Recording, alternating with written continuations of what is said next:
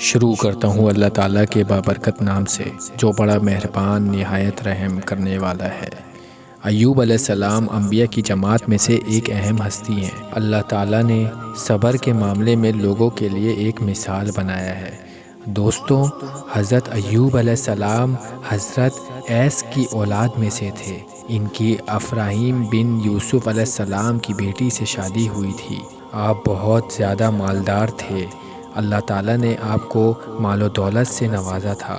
اب تاجر تھے اور ان کا معمول تھا کہ وہ روزانہ 10 مسکینوں کو کھانا کھلائے بغیر خود بھی کھانا نہ کھاتے۔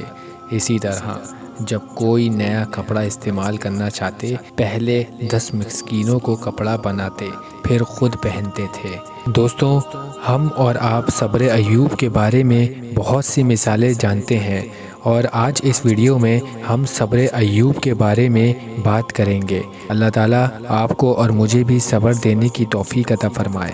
دوستوں، ایک دن شیطان نے یہ دیکھ کر اللہ تعالیٰ کی بارگاہ میں درخواست کی، اے رب، تیرا بندہ ایوب جو اتنی عبادت کرتا ہے اور لوگوں سے فیاضانہ سلوک کرتا ہے، وہ صرف دولت اور بیٹوں کی بدولت ہے، کیونکہ تو نے اس کو بہت دولت اور بیٹے دیے ہیں۔ اگر تو ایسا نہ کرتا تو وہ تیری اتنی عبادت نہ کرتا۔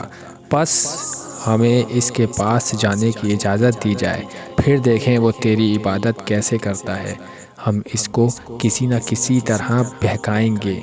یہ سن کر اللہ تعالیٰ نے شیطان کو ان کے پاس جانے کی اجازت دے دی تاکہ حضرت ایوب علیہ السلام کو آزمایا جائے۔ تو بس شیطان بہت خوش ہو کر حضرت ایوب علیہ السلام کے پاس آیا تو دیکھا کہ وہ عبادت الہی میں مصروف ہیں۔ بہرحال شیطان نے چاہا کہ وہ حضرت ایوب علیہ السلام کو کسی طرح فریب دے، مگر کامیاب نہ ہو سکا۔ آخرکار ناکام واپس چلا گیا۔ فرشتوں نے ان کی بندگی دیکھ کر تعجب کیا۔ باری تعالیٰ سے عرض کی کہ ایوب علیہ السلام مال و دولت اور بیٹے پانے کی وجہ سے تیری بندگی نہیں کرتے، اور تو نے ان کو دنیا میں ہر طرح سے آرام دے رکھا ہے، اسی لیے وہ تیرا شکر ادا کرتے ہیں۔ اس پر اللہ تعالیٰ نے فرمایا، اے فرشتوں، اس کی اطاعت و بندگی دولت کی وجہ سے نہیں بلکہ میرے لیے خاص ہے۔ جو نعمتیں میں نے اس کو دی رکھی ہیں، اگر لے لوں تو بھی وہ میری بندگی کرے گا، ہر حال میں میری رضا پر شاکر و صبر رکھے گا۔ ایوب علیہ السلام نے مصیبت اور بلا اپنے اوپر اللہ تعالیٰ سے مانگ لی تھی تاکہ وہ زیادہ شکر ادا کریں اور صابروں میں شامل رہیں اور ثواب ملے۔ وہی نازل ہوئی، اے ایوب، تو مجھ سے صحت اور تندرستی مانگتا ہے یا رنج و بلا؟ حضرت ایوب علیہ السلام نے عرض کی، اے میرے پروردگار، میرے لیے تیری مصیبت صحت و عافیت سے بہتر ہے۔ اس طرح اپنی خواہش کے مطابق مرض میں مبتلا ہوئے۔ رضا الہی سے تمام بدن میں پھپھولے، پھر کیڑے پڑ گئے، پھر مال و اسباب کا نقصان ہوا، یکا یک تمام چیزیں جاتی رہیں۔ ان کی اولاد چھت کے نیچے دب گئی اور 40,000 بھیڑ بکری، ہاتھی گھوڑے، اونٹ گائیں، بیل مویشی جتنے تھے سب مر گئے۔ رکھوالوں نے آ کر حضرت ایوب علیہ السلام کو اطلاع دی۔ کہا، کیا کروں؟ جس کی تھی سو لے گیا۔ پھر عبادت میں مشغول ہو گئے۔ غرض بیٹے، مال و متاع، گھر، سب کچھ جاتا رہا، کوئی چیز باقی نہ رہی۔ بیٹوں کے غم پر صبر کرتے اور بیوی کو بھی سمجھاتے اور کہتے، صبر خوشحالی کی کنجی ہے۔ پھر ایک ہفتے بعد حالت نماز میں پاؤں پر پھپھولا پڑا، جس سے زخم ہوا، یہاں تک کہ تمام بدن کا گوشت سڑ گیا اور اس میں کیڑے پڑ گئے۔ اس کے باوجود خدا کی بندگی میں سستی نہ کی۔ اپنے بیگانے محلے والے ان سے نفرت کرنے لگے۔ سب رشتہ دار چھوڑ کر چلے گئے، بیویاں چھوڑ گئیں، صرف ایک بیوی رحیمہ ہی خدمت کے لیے رہ گئی اور بولی، اے حضرت، میں جس طرح صحت و تندرستی میں اور دولت و نعمت میں کھانے پینے میں آپ کی تھی، اب مصیبت میں بھی شریک ہوں۔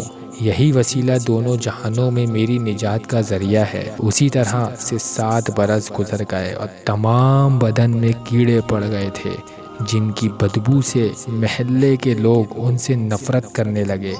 لوگوں نے انہیں گاؤں میں نہ رہنے دیا، رشتہ داروں میں کسی نے بھی نہ پوچھا، ایک ایک کر کے 7 گاؤں میں گئے جہاں سے نکال دیے گئے، ایک میدان میں چھاؤں تلے پڑے رہے۔ یوں بی بی رحیمہ علیہ السلام کو میدان میں اکیلا چھوڑ کر محلے میں جاتی اور محنت و مشقت کر کے انہیں کھلاتی۔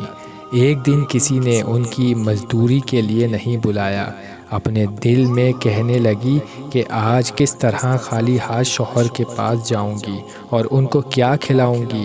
ایک کافرہ کے پاس گئیں، سوال کیا، اے بی بی، میرے پاس کھانے پکانے کو کچھ نہیں ہے، تم کچھ دے دو، میں اپنے بیمار شوہر کو کھلاؤں گی اور تمہیں بعد میں ادا کر دوں گی۔ وہ کافرہ بولی، کل میرے پاس کچھ کام نہیں، لیکن تیرے سر کے بال مجھے بہت اچھے لگتے ہیں، تھوڑے سے کاٹ کر مجھے دے دو، تب تجھ کو کھانے کو دوں گی۔ بیوی رحیمہ یہ سن کر رو پڑی اور انکساری سے کہنے لگی، اس بات سے مجھے معاف رکھ، میرا شوہر بیمار ہے، ان میں جان بالکل نہیں، لاٹھی کی بجائے میرے ان بالوں کو پکڑ کر نماز کے لیے ان کا اٹھنا بیٹھنا ہوتا ہے۔ اسے بہت سمجھایا لیکن وہ نہ مانی، تب مجبور ہو کر رحیمہ اپنے سر کے بال کاٹ کر اس کافرہ کو دے آئی اور اپنے شوہر کے لیے کچھ کھانے کو لائی۔ شیطان نے پیر مرد کے بھیس میں حضرت ایوب علیہ السلام کے پاس جا کر کہا، ایک عورت نے چوری میں پکڑ کر اس کے سر کے بال کاٹ لیے۔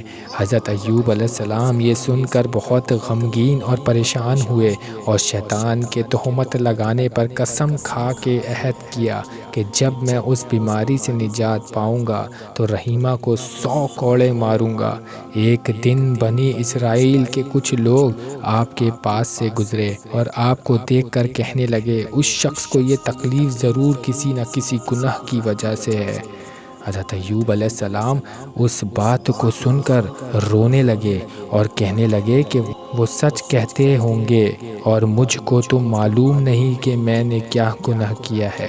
چنانچہ ایک آواز آسمان سے آئی، اے ایوب، اب تم خوف مت کرو اور جس مصیبت و بلا میں گرفتار ہو اس میں گھبراؤ۔ اللہ تعالیٰ کے حکم سے حضرت جبریل علیہ السلام نے آ کر فرمایا، اٹھ۔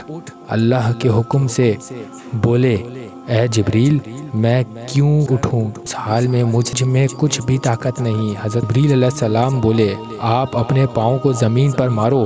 حضرت ایوب علیہ السلام نے لات ماری، اس سے چشمہ نکلا۔ حضرت جبریل علیہ السلام بولے، اس میں نہاؤ اور پانی پیو، اللہ تعالیٰ کے فضل و کرم سے آرام پاؤ گے۔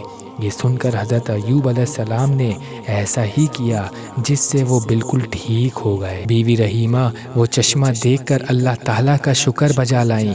اس کے بعد دونوں مکان کی طرف تشریف لے گئے۔ پھر جو بیٹے بیٹیاں چھت سے دب کر مر گئے تھے سب کو زندہ کیا۔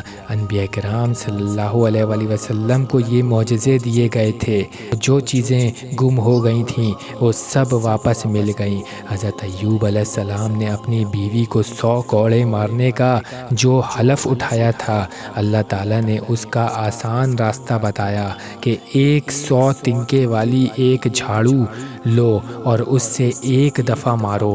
پھر ایوب علیہ السلام نے اپنی رسالت اور نبوت میں 48 برس رہے، اس کے بعد انتقال کر گئے۔ اس وقت ان کی عمر 93 سال تھی۔ تو دوستو، امید کرتا ہوں کہ آپ کو یہ ویڈیو ہماری بہت پسند آئی ہوگی، اس سے کچھ نہ کچھ آپ کو ضرور حاصل ہوا ہوگا۔ اللہ تعالیٰ آپ کو اور مجھے صبر کی تلقین عطا فرمائے۔ اللہ تعالیٰ آپ کا نگہبان ہو۔ خدا حافظ۔